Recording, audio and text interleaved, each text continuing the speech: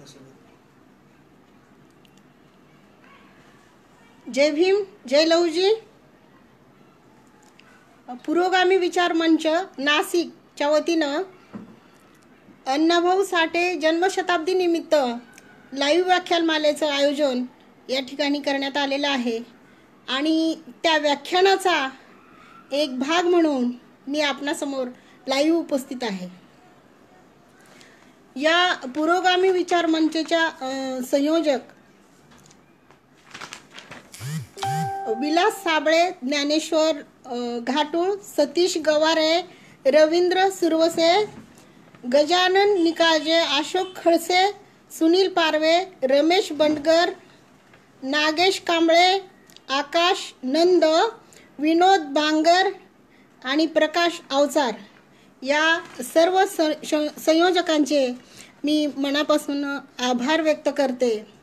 आणि या पुरोगामी विचार मंच नाशिकच्या वतीनं मला आपण या ठिकाणी येण्याची संधी उपलब्ध करून दिली त्याबद्दल मी आपणा सर्वांचे आभार आणि अभिनंदन करते. आपल्या या उपक्रमासाठी आपणास शुभेच्छा देते. त्याचबरोबर चळवळीत काम करणाऱ्या मातंग समाजातील आणि बहुजन समाजातील सर्व कार्यकर्त्यांचं मी या ठिकाणी स्वागत करते, अभिनंदन करते, त्यांच्या कार्याला शुभेच्छा देते. हा जो उपक्रम आपण सुरू केलेला आहे असाच उपक्रम लाईव्ह व्याख्यानमालेचा बऱ्याच संघटनांच्या माध्यमातून सुरू आहे सर्वत्र आणि आपली मंडळी त्या लाईव्ह व्याख्यानमालेचा आस्वाद घेत आहेत, आनंद घेत आहेत, लाभ घेत आहेत, याचा आनंदही होतोय. या चळवळीत कार्य करणाऱ्या कार्यकर्त्यांना मी त्यांचं स्वागत केलं आणि त्यांचं अभिनंदनही करते. माझं रवींद्र सुरवसे सरांशी याविषयी प्रथम जेव्हा बोलणं झालं तेव्हा त्यांनी म्हटलेलं एक वाक्य मला आजही आठवतंय की ते म्हणाले की पुरोगामी विचार मंच आणि या अशा संघटना ज्या पॉझिटिव्ह विचारांनी काम करतायत समाजात आणि त्या सगळ्यांना एकत्र आणण्याचं काम आपण सर्वांनी करायचंय. हा विचार मला अगदी मनापासून आवडला त्यांचा आणि त्या विचाराचं, त्यांच्या या भूमिकेचं, त्या सर्व संयोजकाचं मी मनापासून आभार मानते. आणि हा जो कार्यक्रम लाईव्ह व्याख्यानमालेचा अण्णाभाऊ साठे जन्मशताब्दीच्या निमित्तानं आपण घेतोय, या मंडळी आपण समाजात वावरत असताना आपण विचारवंताचं आणि महापुरुषांचं आपण विचार आचरणात आणून चालत असतो. त्या महापुरुषांचं आज या ठिकाणी मी त्या महापुरुषांना या ठिकाणी अभिवादन करते. शोषित पीडित समाजाला न्याय देण्याचं आणि माणूस म्हणून आम्हाला प्रेरणा देण्याचं, माणूस म्हणून आमची गणना करण्याचं, मग ते साहित्याच्या दृष्टिकोनातून असेल किंवा प्रत्यक्ष कृती कार्यक्रमातून असेल, ज्या ज्या महापुरुषांनी हा लढा दिला त्या सर्व महापुरुषांना मी वंदन करते, त्यांच्या विचारांना मी अभिवादन करते आणि आजच्या कार्यक्रमाची सुरुवात करते. सर्वप्रथम मी आपणास सांगेन माझ्याबद्दल, माझा परिचय थोडासा आपल्याला करून देते. मी डॉक्टर सुधाताई कांबळे, लातूर, प्रॉपर लातूर या जिल्ह्याच्या ठिकाणी राहते आणि चळवळीत गेल्या 20 वर्षापासून मी काम करते. चळवळीच्या अनेक म्हणजे कृती कार्यक्रमातून म्हणा, चळवळीच्या ज्या ज्या कार्यक्रमातून मला सहभाग नोंदवता येईल त्या कार्यक्रमातून मी आतापर्यंत व्यक्त झालेली आहे. चळवळीला मी योगदान दिलेलं आहे. मी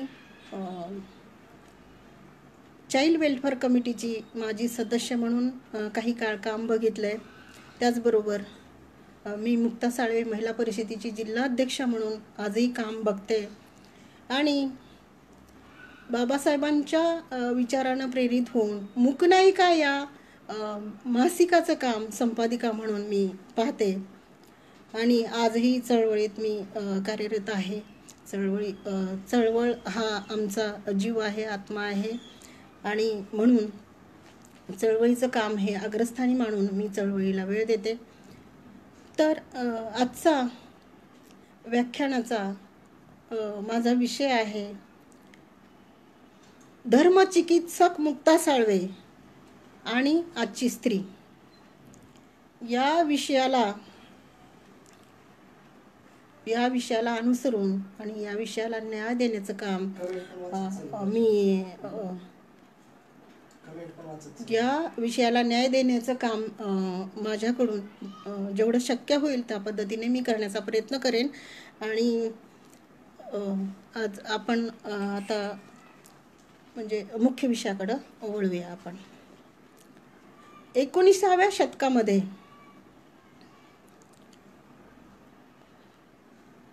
एकोणीसाव्या शतकामध्ये विद्येविना मती गेली या प्रेरकाचा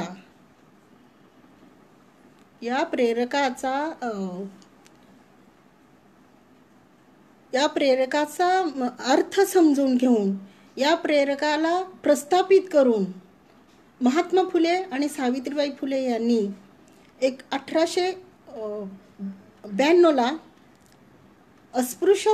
अस्पृश्यांच्या मुलामुलींसाठी पहिली शाळा भिडेवाड्यात, 52ला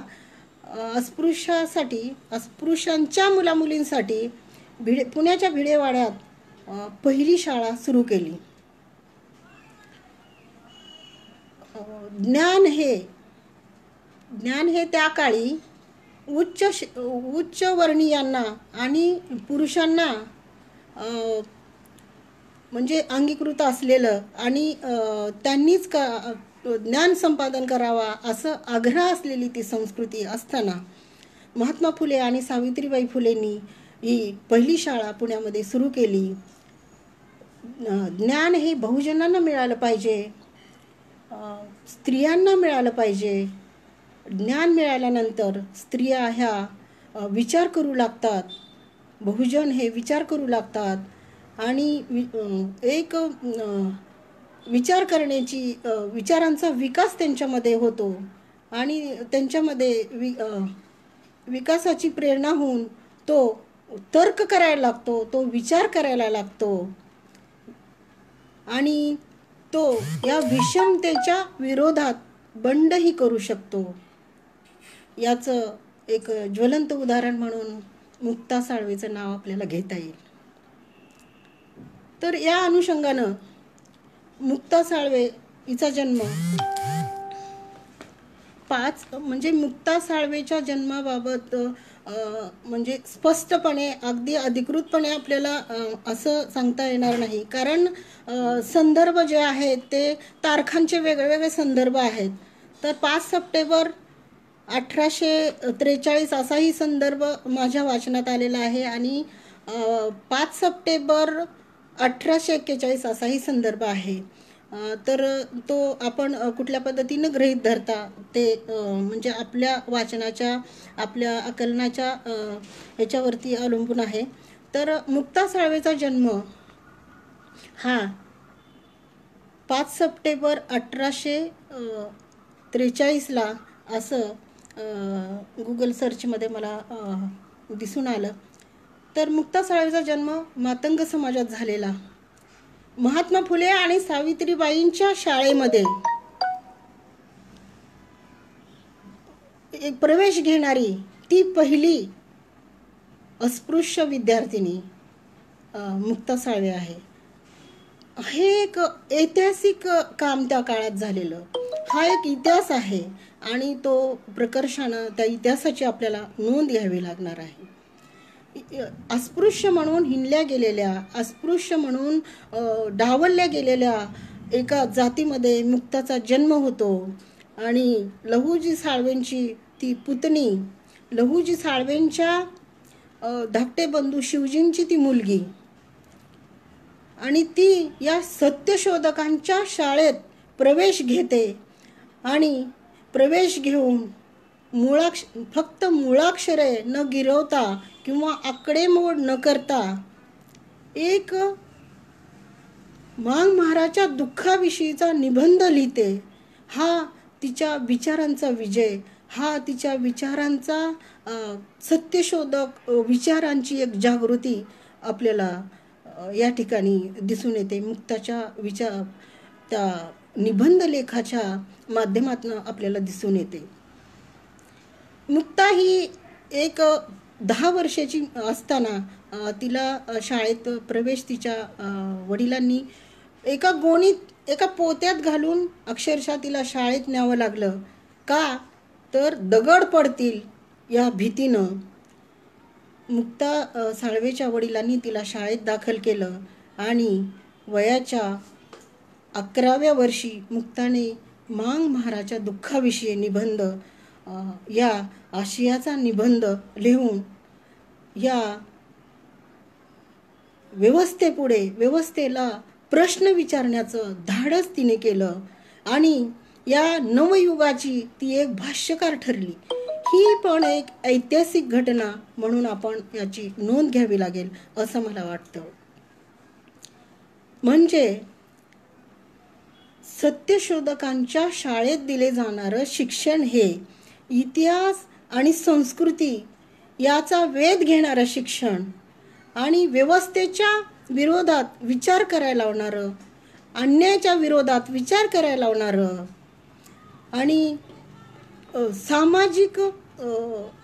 सामाजिक जी तळमळ आहे त्या तर्काचा अभ्यास करायला लावणारं असं हे सत्यशोधक ज्योतिबा फुले आणि सावित्रीबाईंच्या शाळेतलं शिक्षण मुक्ताने घेतलेलं होतं.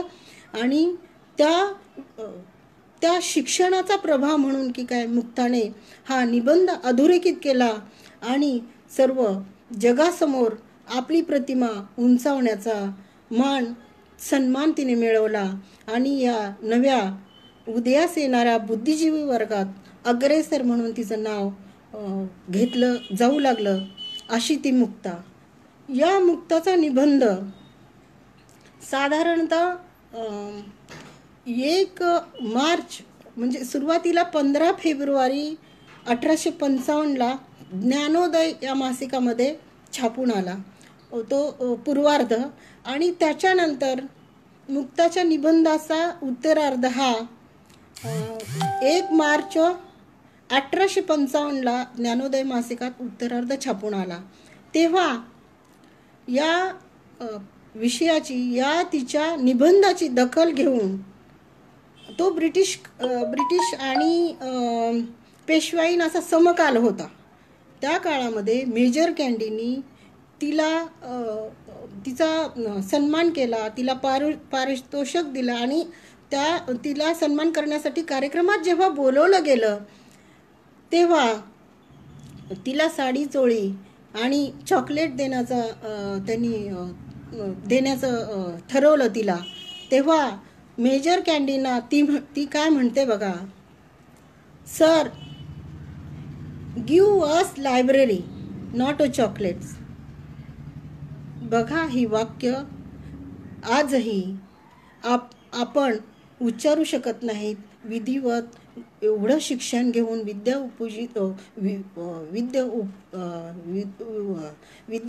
उपशित असून सुद्धा आपण आजही इतक्या धाडसानं हे असं म्हणू शकत नाही. ते मुक्तानं वयाच्या 11व्या वर्षी म्हटलेलं आहे. Sir give us library not a chocolates. का बरं म्हटली असेल ती? का तिने असं बोललं असेल याचा विचार या ठिकाणी ती करायला लावते. आणि तिच्या या बोलण्याचा अर्थ असा होतो की आम्ही अशिक्षित माणसं आहोत, आम्ही अडाणी माणसं आहोत आणि अज्ञान हेच आमच्या शोषणाचं बीज आहे आणि अज्ञानामुळं आमच्यावर अन्याय अत्याचार होतात, म्हणून आपण शिक्षित झालं पाहिजे, आम्ही पुस्तकं वाचली पाहिजेत, हे तिला वयाच्या 11व्या वर्षी अवगत झालं होतं. अशी ही मुक्ता. आणि मुक्ता म्हणते की हे म्हणजे तो काळ ब्रिटिश आणि पेशवेकालीन, दुसरा बाजीराव पेशवा या काळातला असा हा इतिहास आहे. आणि या काळातल्या या घटना आहेत. त्या काळात लहुजी साळवे आणि महात्मा फुले यांच्या प्रयत्नानं या मुलींना शाळेत आणण्याचं काम लहुजी साळवे अगदी सामर्थ्यानं पोत्यात घालून मुलींना तिथं आणून सोडायचे. आणि सावित्रीबाई फुले या शिक्षणासाठी या मुलींना तयार असायच्या. आणि महात्मा फुले या सार्वभौम विचारावर ठाम असायचे. आणि त्या दोघांच्या विचारानं ही शाळा चालायची. या शाळेत या बहुजन मुलींना आणण्याचं काम लहुजी साळवे करायचे. आणि म्हणून त्यांनी त्यांच्या पुतणीला त्या शाळेत दाखल केलं होतं.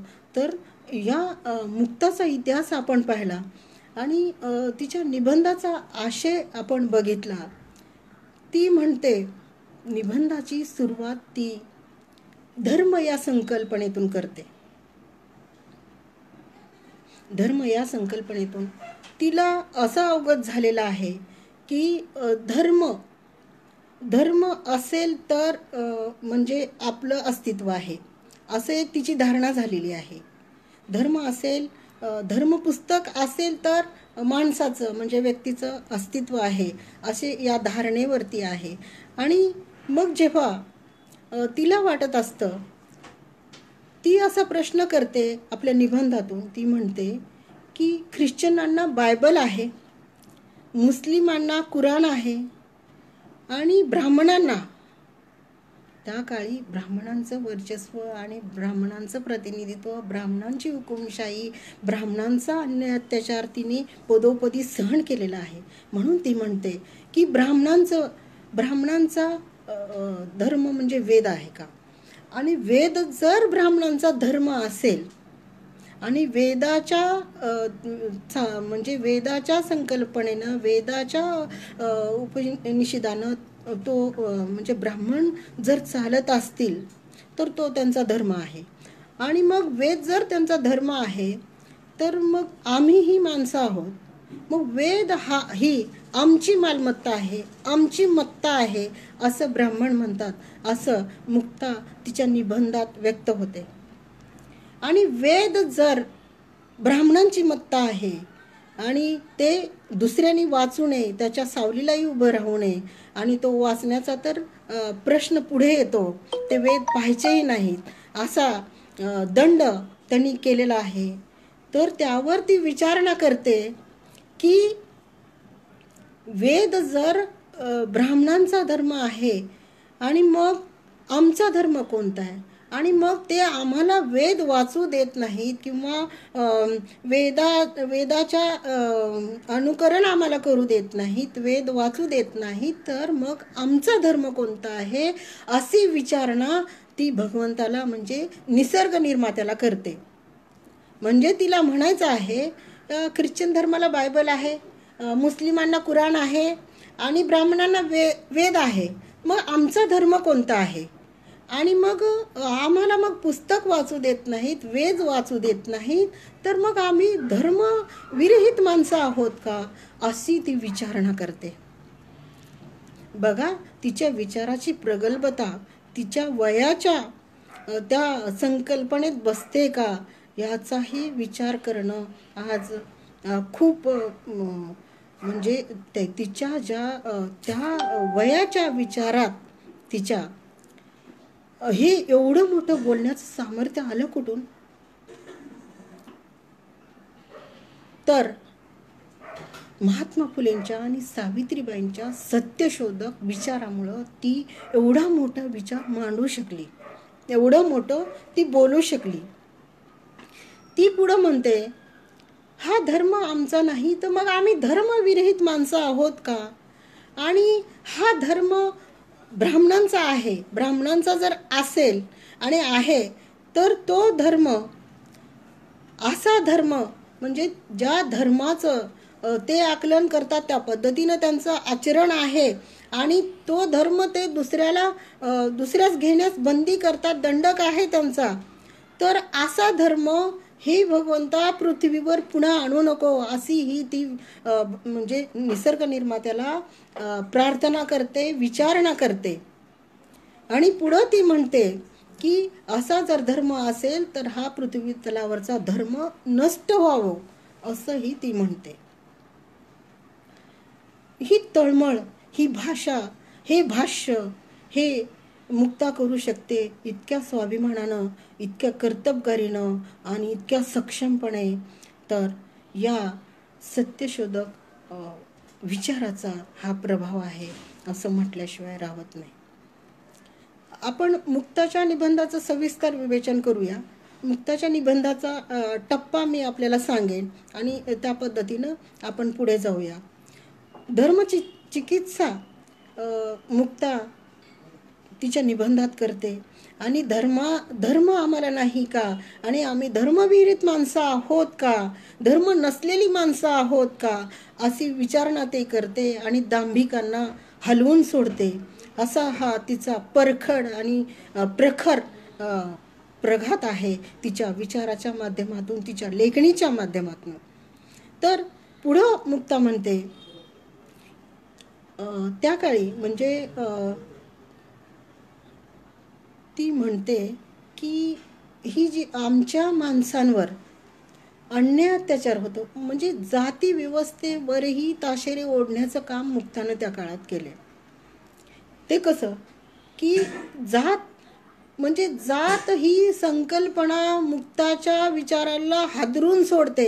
ही जात काय आणि धर्म काय आहे, ही जात आम्हाला का लादली गेली, मग आम्हाला धर्म नाही तर आम्ही कसली माणसं आहोत, आणि मग जाती व्यवस्थेवर ताशेरे ओढण्याचं काम ही पुढे मुक्ता करते.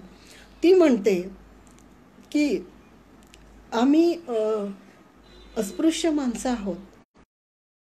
या धनदांडग्यांनी आमच्या शेतीबाडी, आमच्या मालमत्ता आमच्याकडून लुबाडून घेतल्या आणि त्यावर त्यांनी इमारती बांधल्या, आणि या इमारती बांधत असताना आमच्या माणसांना तेल शेंदूर पाजून त्या इमारतीच्या पायात ते घालत आणि आमचा निर्वंश करण्याचा हे प्रयत्न करत आहेत, असंही ती म्हणते. म्हणजे या धनदांडग्यांनी आमच्या जमिनी हडप केल्या, आम्हाला म्हणजे आमच्या जमिनी हडप करून त्यावर त्यांनी इमारती बांधतायत आणि आम्हाला आमचा म्हणजे आम्ही माणसं, आमची जात निर्वंश करण्याचा प्रयत्न करत आहेत, असं ती म्हणते.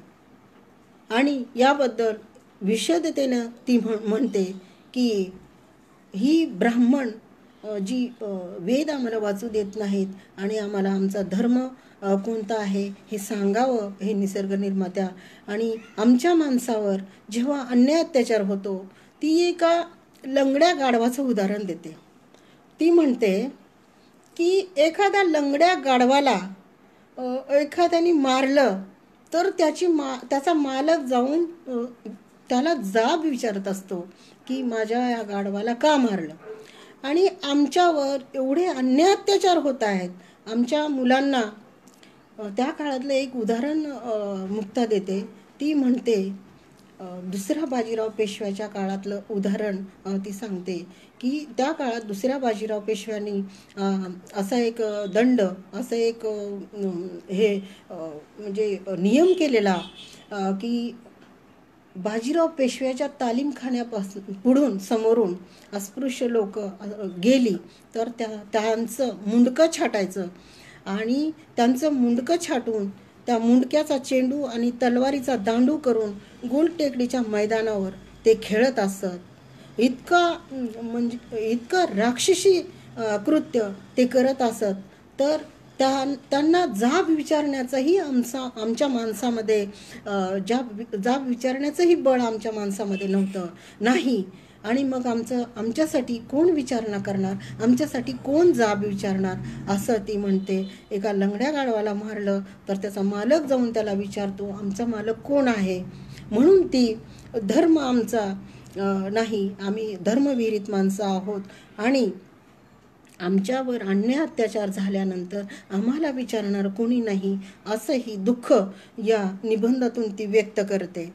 त्यापुढं ती म्हणते की आमची मुलं आम्हाला वाचण्याचा तर विषय पुढे येतो, पण आमची सावली ही ज्यांना वर्ज्य आहे, आमच्या सावलीपासून ज्यांना विटाळ होतो, मग आम्हाला कामास कोण ठेवेल.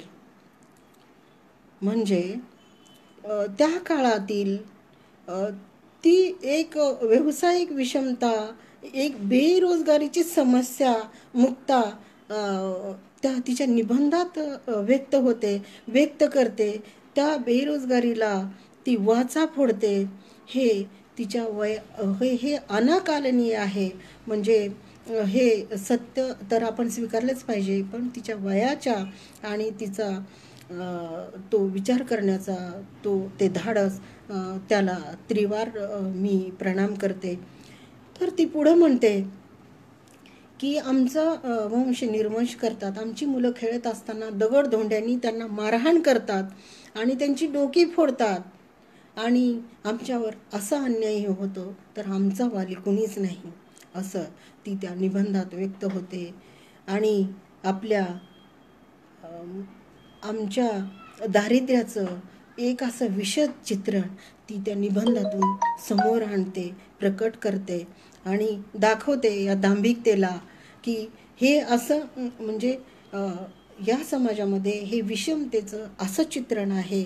आणि हे दुःख घेऊन जगणारी ह्या समाजव्यवस्थेनं आमच्यावर दुःख लादलेलं आहे आणि हे दुःख लादलेलं आम्ही जगत आहोत, तर आमच्यासाठी विचारणारं कोण आहे, अशी विचारणा ती करते. त्यापुढं जाऊन ती म्हणते, आमच्या ज्या स्त्रिया आहेत ती पुरोहितांना म्हणते, ही वेद हे तुमचं धर्माचं पुस्तक आहे आणि हे पुरोहित पोथी हे पुराण तुमचं आहे, हे आम्हाला नको आहे. या पृथ्वी तलावरून अशा धर्माचा म्हणजे असा धर्म नष्ट व्हावे आणि अशा धर्माचा आम्हाला अभिमानही आम्ही बाळगत नाही, असंही ती म्हणते. आणि ती म्हणते या पुरोहितांना, कान देऊन माझा ऐका आपण, की हे आपलं पुराण गुंडाळून ठेवावं आपण. कारण इकडे आमच्या महिला, आमच्या स्त्रिया जेव्हा बाळांत होतात तेव्हा त्यांच्या घरावर छप्परही नसतं. पाऊस, ऊन, वारा याचं त्यांना किती बरे दुःख होत असावं, हे मुक्ताचे शब्द आहेत. म्हणजे स्त्रियाबद्दलची तळमळ, स्त्रियांना त्या काळात होणारा त्रास आणि गरिबीचा त्रास, त्या जातीचा त्रास आणि व्यवस्थेचा त्रास, सामाजिकतेचा त्रास, या दोन्ही त्रासांना स्त्रियांना सामोरं जावं लागतंय. आणि बाळंत होताना त्यांच्या अंगावर छत्र नसतं, छप्पर नसतं, ऊन, वारा, पाऊस त्यांना झेलावं लागतं आणि यामध्ये त्यांचा अंतही होतो. तर त्यांच्याकडं औषध घ्यायला सुद्धा पैसे नसतात, कारण आम्हाला कामावर कोणी ठेवत नाही, अस्पृश्यता आहे. या सगळ्या गोष्टीचं असं चित्रण मुक्ता तिच्या निबंधातून करते. आणि मुक्ताचं हे चित्रण त्या सामाजिक व्यवस्थेचं आणि या अन्याय अत्याचाराचं एक बंड आहे. धर्माबद्दल बोलताना ती इतकं परखडपणे बोलते आणि स्त्रियांच्या दुःखाबद्दल बोलताना ती मांगा महाराजांच्या स्त्रियांचं दुःख त्या ठिकाणी व्यक्त करते. आणि तीही त्या पुरोहितांना म्हणते की तुमच्या पोथी आणि ते पुराण गुंडाळून ठेवा आणि माझं कान देऊन ऐका की आमच्या भगिनीवर, आमच्या जातीतल्या स्त्रियावर असा प्रसंग येतो, तर याचं काय दुःख आहे ते आपण बघा, असं ती म्हणत असते. आणि हे कोण बोलू शकतं? मी एक ऐकलं होतं अभिजित कोसंबींचं, की समाज व्यवस्थेची मीमांसा करताना, त्याचं दुःख जाणताना त्याची जी मीमांसा केली जाते ती खरी मीमांसा असं कोसंबी म्हणतात. तर मला वाटतं मुक्ता अशी जाती व्यवस्थेची, समाज व्यवस्थेची अशी मीमांसा करताना आपल्याला या ठिकाणी दिसून येते. मुक्ता ही एक मुक्ताचा निबंध जर 1.5 पानी असेल जरी, पण मुक्ताच्या प्रत्येक एका वाक्यात एक प्रबंध होऊ शकतो. इतकं ते परखड आणि स्पष्ट आणि वेदनादायी, वेदना मांडणारं, वेदना सांगणारं, ह्या व्यवस्थेच्या विरोधात ओरखडे ओढणारं असं ते तिचं लिखाण आहे. आणि म्हणून मुक्ता ही पहिली दलित लेखिका, दलित साहित्यिका असं म्हटलं तर वावगं ठरणार नाही. आणि महिलांच्या दुःखाविषयी लिहिणारी पहिली लेखिका असं म्हटलं तरी वावगं ठरणार नाही. स्त्रियांचा संवेदनाचा जो हुंकार आहे तो प्रत्येक शब्दात मुक्ताच्या निबंधात आपल्याला आढळून येतो. आणि स्त्रियांचं दुःख हे या निबंधातून तिनं चव्हाट्यावर आणलेलं आहे. आणि या दुःखाला आमच्या अस्पृश्यांना आणि स्त्रियांना किती मोठ्या यातना सहन कराव्या लागतात असं चित्रण मुक्ताने तिच्या निबंधातून केलेलं आहे. पुढे जाता आपल्याला असं दिसून येईल, एक कॉमन सेन्स, नव मार्क्सवाद्याचा सिद्धांत आहे कॉमन सेन्स. तर कॉमन सेन्स सिद्धांतावर आधारितच मुक्ताचं हे लेखन आहे असं मलाही वाटतंय. कारण कष्ट करणारी मंडळी आणि श्रमिक मंडळी आणि श्रमिक ही मंडळी आणि त्यांच्या प्रयत्नातून परिवर्तन व्हावं अशी अपेक्षित मंडळी आणि याचं बारकाईनं अवलोकन करणारी आमची मुक्ता ही एक कॉमन सेन्सचाच प्रघात टाकणारी, कॉमन सेन्समधून लिखाण करणारी मुक्ता आहे. असं एक ही संकल्पना मुक्तानी त्या ठिकाणी राबवली, मुक्तानी या ठिकाणी मांडली आणि त्या मुळाशी जाऊन तिनं ते लेखन केलं. समाजाच्या दुःखाची कारण मीमांसा मांडली. हे एक मुक्ताचं एक अविभाज्य तिच्या लेखनाचा अंग आहे असं मला वाटतं. याचबरोबर मुक्ता म्हणते की आपण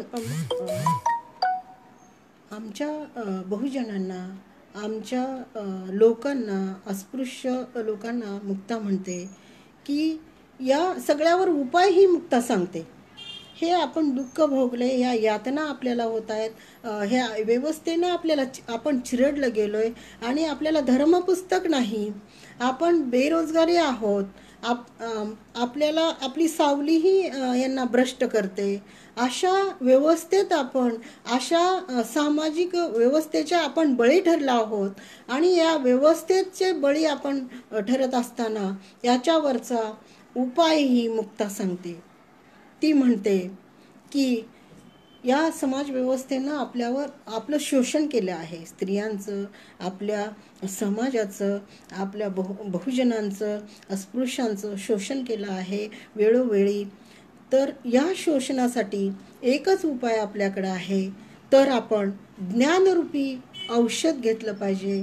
ती म्हणते, हे मांग मार हो, तिच्या शब्दामध्ये ती म्हणते, हे मांग मार हो, आपण रोगी आहात, आपण ज्ञानरूपी औषध घेतलं पाहिजे, तर आपण या रोगातून मुक्त व्हाल आणि नीतिमान व्हाल. आणि या रोगातून मुक्त व्हायचं असेल तर आपण ज्ञानरूपी औषध घेतलं पाहिजे आणि या रोगातून आपली मुक्ती झाली पाहिजे, तर आपण माणसं म्हणून जगू शकू, या रोगातून आपली मुक्ती होऊ शकेल असं मुक्ता मांडते.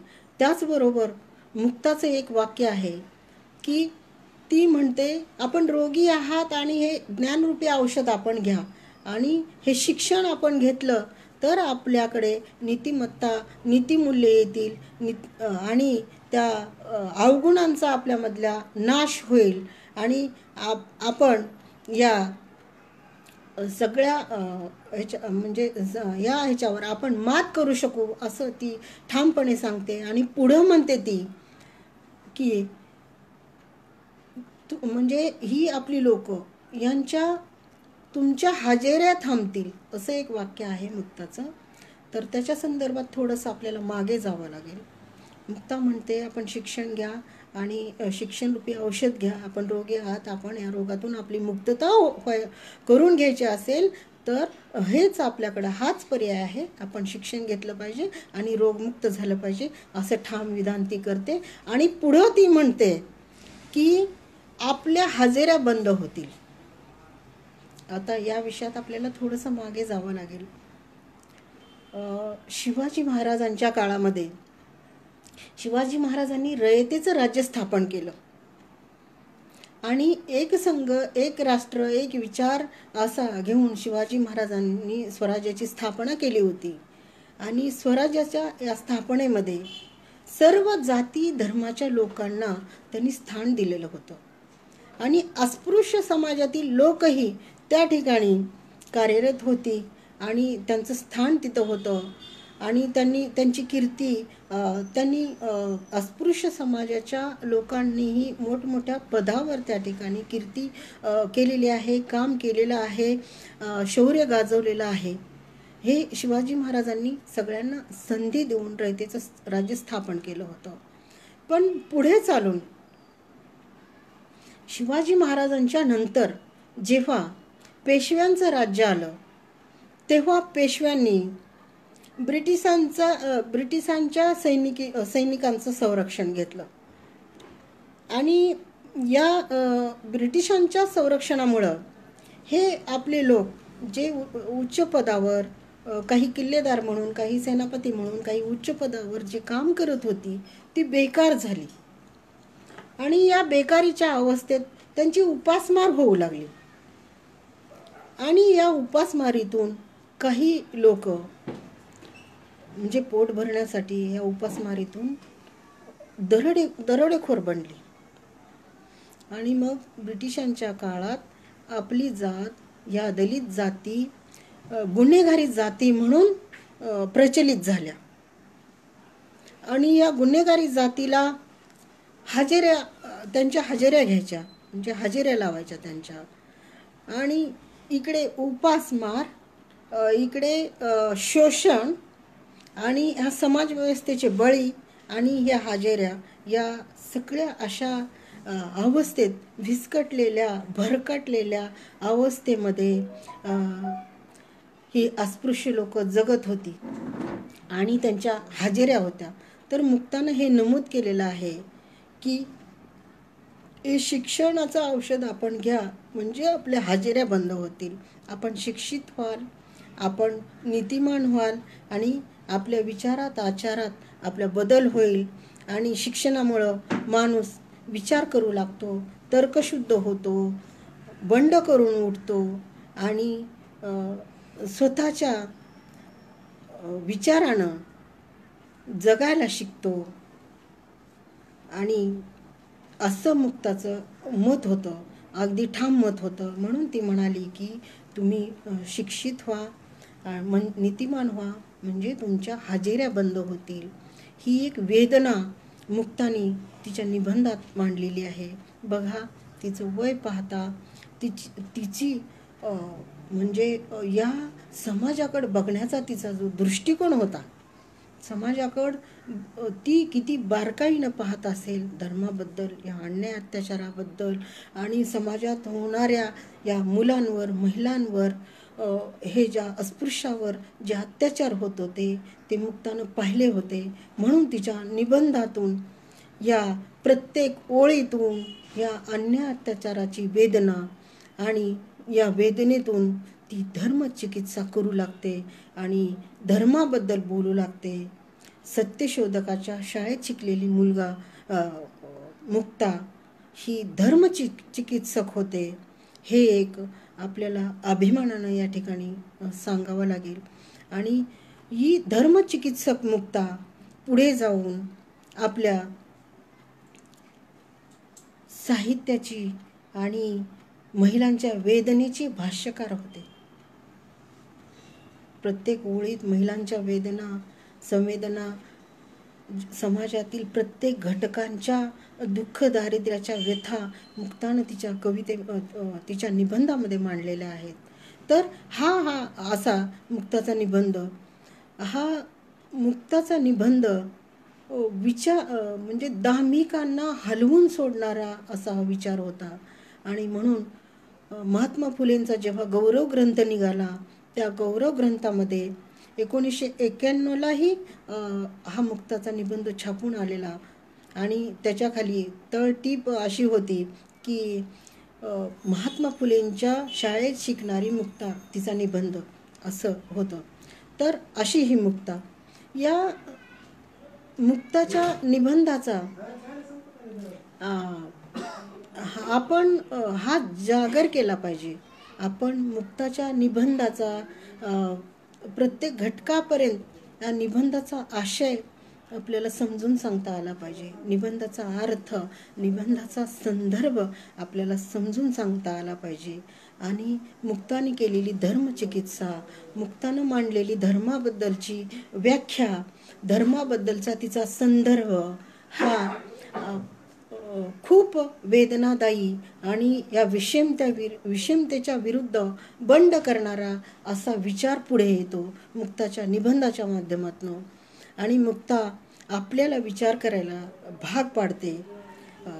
ही महात्मा फुले आणि सावित्रीबाईंच्या शाळेत संस्कारित झालेली सत्यशोधकी मुक्ता.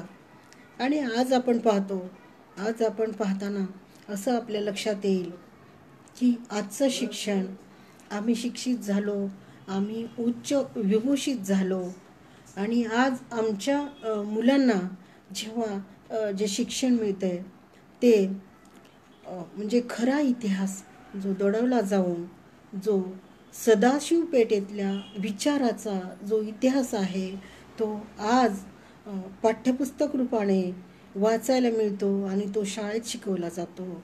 आणि आपण याच्यावर भाष्यही करत नाही, आपण याच्यावर विचारणाही करत नाही. ही मोठी मुक्ताच्या आणि आपल्या विचाराची तफावत आहे असं एक मला वाटतं.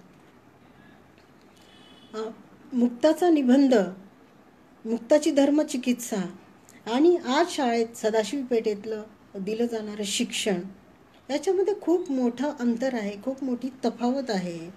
आणि आजही आपल्याला हे जमत नाही की आपण ठामपणे आपल्या भूमिकेशी प्रामाणिक राहून आपण अशी विचारणा करू शकतो का, हा एक अनुत्तरित प्रश्न आहे असं मला वाटतं.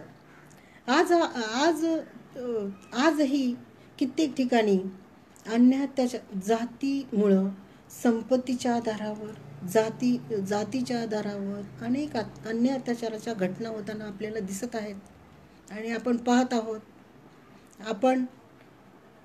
मला कौतुक वाटतं की आमच्या चळवळीत काम करणाऱ्या नवकार्यकर्त्यांचं, ते रस्त्यावर उतरून त्या अन्याय अत्याचाराला न्याय देण्याचं काम करतात.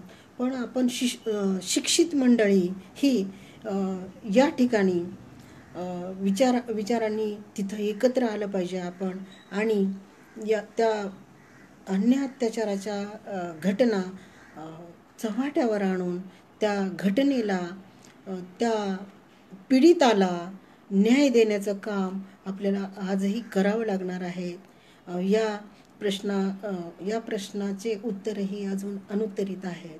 मी आपल्याला सांगितलं की मी चाइल्ड वेलफेअर कमिटीवर काम म्हणजे काही कालावधीसाठी मी 5 वर्षासाठी चाइल्ड वेलफेअर कमिटीवर काम करत असताना अशा अनेक घटना, अनेक असंख्य घटना अगदी माझ्या समोर आलेल्या आहेत.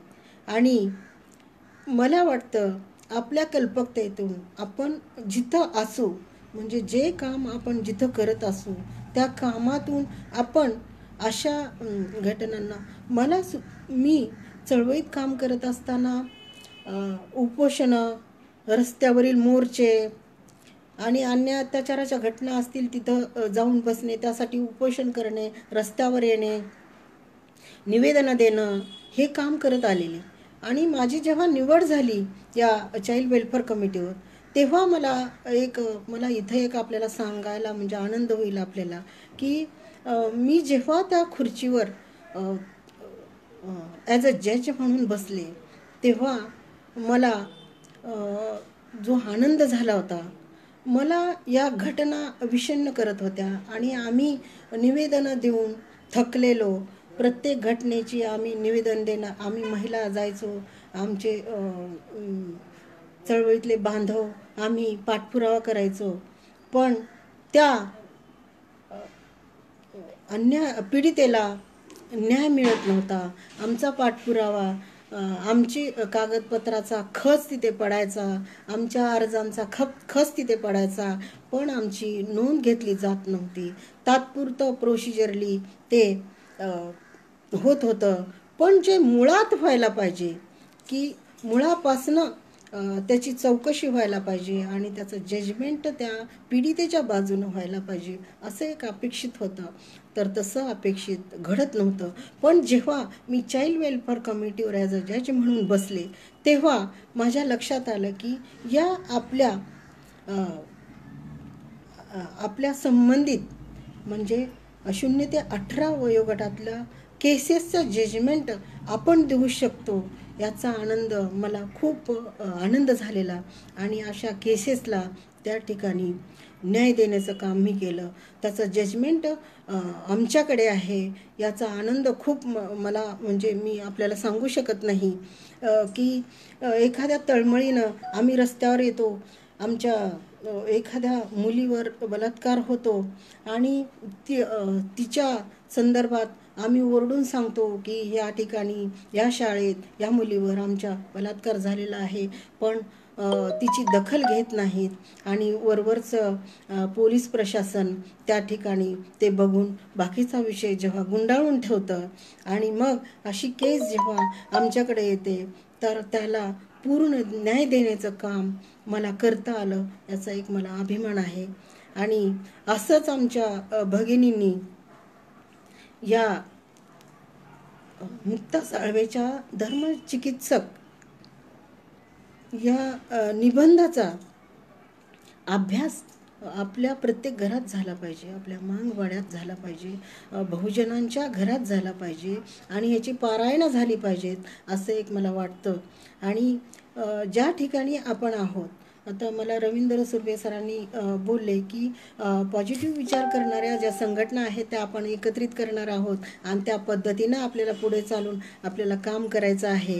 हा एक म्हणजे याच्यातला एक चांगला सकारात्मक विचार या आपल्या एकत्रित येण्याच्या या माध्यमातून आलेला आहे, असं एक मला वाटतं.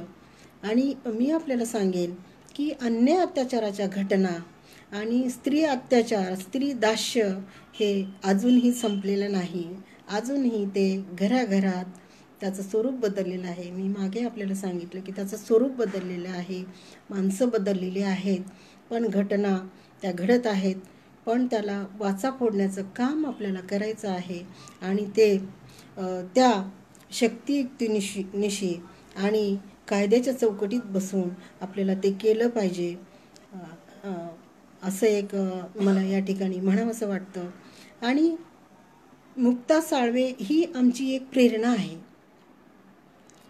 या आमच्या जातीतील 11 वर्षाची मुलगी विषमतेच्या विरुद्ध बंड उभा करते, इतकी उच्च कोटीतली भाषा ती वापरू शकते आणि इतक्या तळागाळातल्या शोषण होणाऱ्या माणसांचं चित्र आमच्यासमोर उभी करते.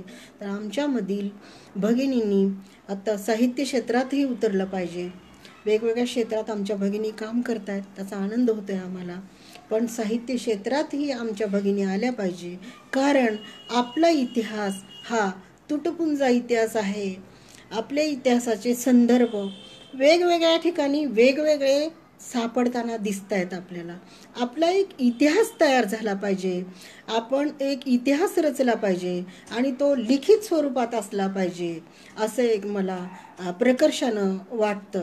आणि त्यानुसार आमच्या भगिनींनीही जे वास्तव आहे ते लिहिण्याचा प्रयत्न करावा. जे जगले, जे होतंय ते दडवून ठेवण्याचा प्रयत्न न होता ते लिखित स्वरूपात समोर आलं पाहिजे. आणि मग अशा घटनांना वाचा फोडण्याचं कामही आमचे कार्यकर्ते, आमच्या संघटना करतील अशी आशा व्यक्त करते मी. आणि या आजच्या समाजव्यवस्थेमध्ये अर्धा भाग असलेलं आमचं स्त्री जीवन आहे. आम्ही 50% भगिनी महिला आहोत. पण मला एक विषण्णतेनं या ठिकाणी सांगावंसं वाटतं आपल्याला की आपण समजा या तुमच्या संघटना आहेत, या तुमच्या चळवळी आहेत, हे तुमचे प्रोग्राम्स होतात. या प्रोग्राम्समध्ये, या चळवळीमध्ये, या तुमच्या क्रांतीमध्ये भगिनींचा, महिलांचा किती सहभाग आहे याचाही विचार व्हायला पाहिजे. त्याचं कारण असं आहे की महिला सोबत असतील तरच तुमची क्रांती होणार आहे. कारण आपण प्रबोधन करून जेव्हा घरी जातो तेव्हा तिला भाकरी थापण्याचं काम आपण दिलेलं असतं, तिला कुटुंब सांभाळण्याचं काम दिलेलं असतं आणि त्याच्यातच ती व्यस्त असते. तर ह्या क्रांतीमध्येही तिचा समावेश व्हावा, तिला सामावून घ्यावं असा एक चांगला विचार आपण या संघटनांनी, आमच्या बंधूंनी आचरणात आणावा आणि तो एक धडा आपण सुरू करावा. कारण महिला भगिनींचा सहभाग असणं आणि महिला जितक्या कल्पकतेनं कुठल्याही गोष्टी समजू शकतात, समजून सांगू शकतात, सहन करू शकतात, ते नॅचरली त्यांच्यामध्ये आलेलं आहे. आणि आपण यापुढे पुरुष सत्ताक समाज संस्कृतीला आपण थोडासा या ठिकाणी सुरंग लावण्याचा काम करूया.